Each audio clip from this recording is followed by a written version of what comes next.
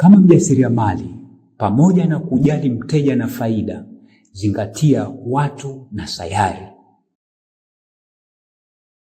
Tunawezaje kuepuka matumizi ya plastiki?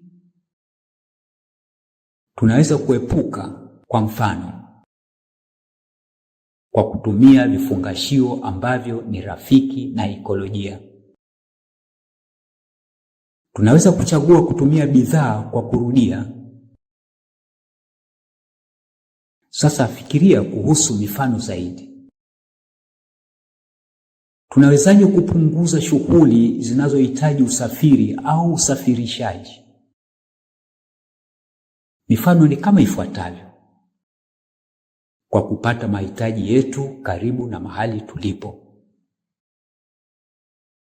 kwa kutumia mawasiliano ya kidijitali badala ya karatasi. Sasa fikiria kuhusu mifano zaidi. Tunawezaje kufanya matumizi endelevu ya nishati? Mifano ni kama ifuatavyo: tunaweza kutumia nishati mbadala, kutumia vifaa vya mwanga ambavyo vinatumia nishati kwa ufanisi.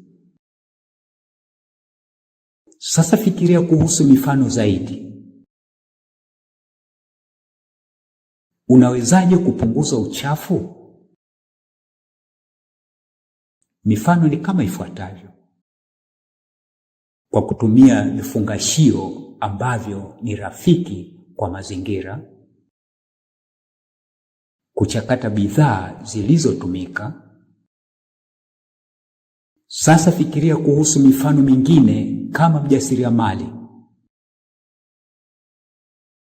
Zingatia unavyoweza kufikiria kuhusu watu na sayari pamoja na kuhusiana na mteja na faida.